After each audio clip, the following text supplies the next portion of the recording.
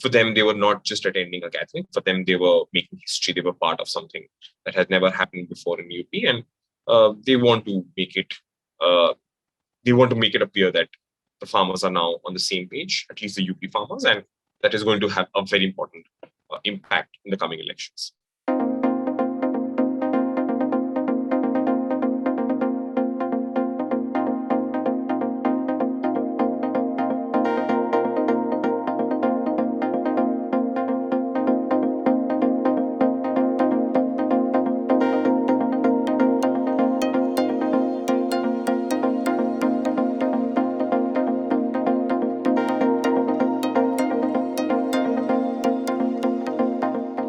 Kisan Morcha, the umbrella farmer organization that has been heralding the protests at the Singhu border and the nearby borders in Delhi, had called for a massive representation of farmers in Muzaffarnagar.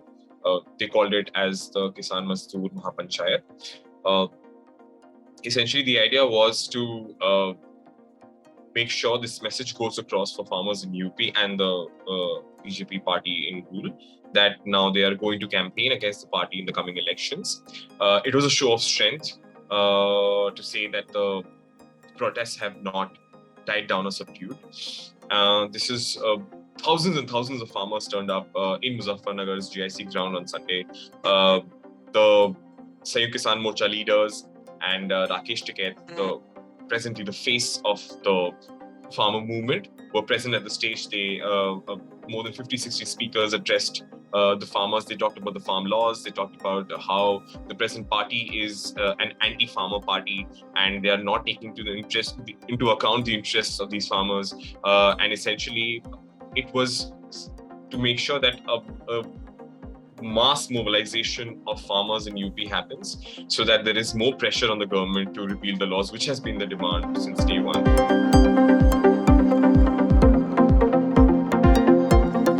So essentially, Mahapanchayats are common in UP, where people gather. Historically, in villages where elders gather, and a common decision is taken for the general people.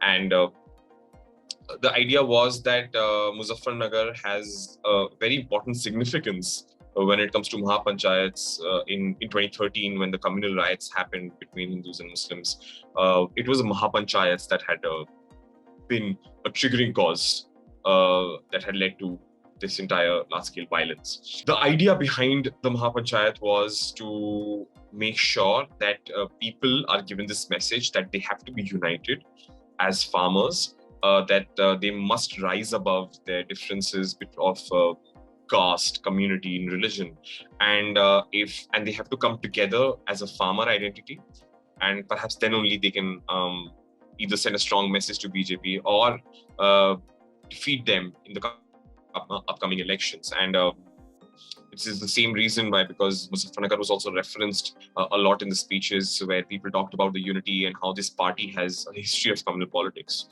And essentially, this Mahapanchayat was also the launch of their Mission UP, which has plans of protests, agitations, more Mahapanchayats, more gatherings like these, so that they can keep sending messages to the government that the farmers are now together as one unit.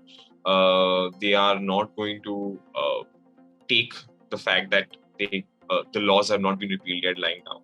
This large gathering was essentially to make sure that the government observes it and perhaps starts making policies and laws, or starts considering in favor of these protesters, because they plan to show that this can happen again. And that is the relevance of this entire gathering, and especially in the Muzaffarnagar, the region where it is held. It is also because Rakesh, the main leader, his hometown is Muzaffarnagar. His father, Mahendra Singh Tikait, an influential, one of the most influential farmer leaders in UP, and he used to hold these Mahapanchayats where large farmer gatherings to happen, historical Mahapanchayats that happened. And that is the same reason why even the people that I spoke to in the gathering, for them, they were not just attending a gathering. For them, they were making history. They were part of something that had never happened before in UP, and they want to make it. They want to make it appear that the farmers are now on the same page, at least the UP farmers, and that is going to have a very important impact in the coming elections.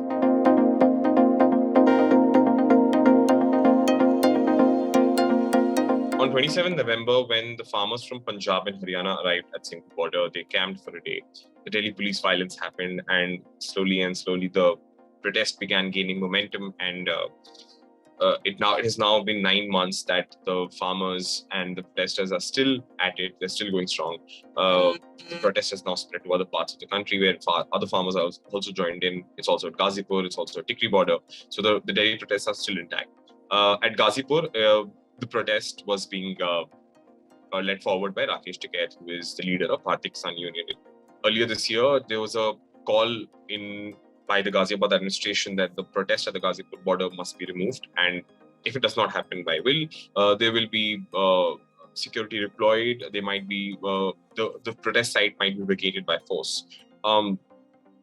When that happened, a video clip of Rakesh crying, emotional, on the stage went viral, in which he can be heard saying that he would rather die than move away from this place. Within minutes, hundreds of tractors started moving from Muzaffarnagar, made it in other parts of Western UP. They rallied to support their leader because it was this entire visual imagery of Rakesh, a farmer leader, crying. And from that night onwards, there was evident that Rakesh had been elevated to the face of the protest, even though Sanyukt Kisan Morcha, more than 30 organizations are part of it. So one can say that the BKU is a very important stakeholder when it comes to the discussions and the meetings that are happening with the government with regards to the farmer laws. So Rakesh has become a very important farmer leader figure, and even in the run-up to the elections, how that they say that their mission in UP is to campaign against BJP. Supporters of BKU are going to play a very, very important role in how those elections pan out as well in the coming months.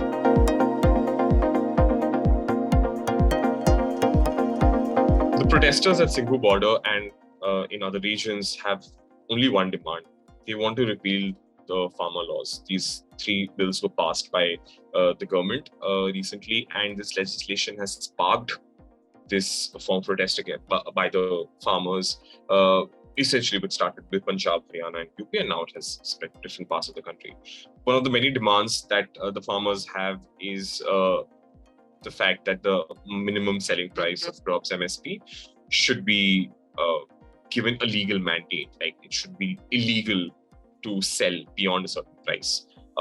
The government has been saying that there had been many back and forths between the government and the farmers. The government also conceded to certain demands and saying that they will consider it, but the farmers believe that the government has no intention of making MSP a legal guarantee, because of which even the most basic farmers can get some sort of guarantee of income.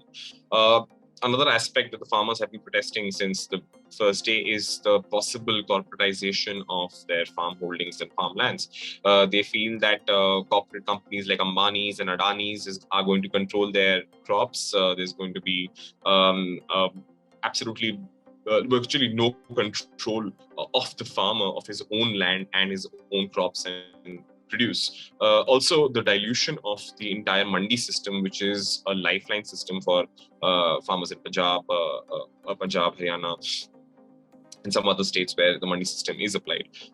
For them, they feel that their crops the allegation is that because of the laws, their crops are going to end up in the go down set up by these corporates, and corporates will decide the rates at which they need to be sold, which might not be in the interest of the farmers, and they are going to essentially be workers on their own land without having to reap the benefits of it. So basically they feel that every aspect of the law is going against what the wishes of farmers are. And also one very important aspect, that the farmers feel that the laws were created without them being the stakeholder, and they feel the corporates were the more important stakeholder. So they want to be included in the decision making and have a new set of laws which are governed by their demands.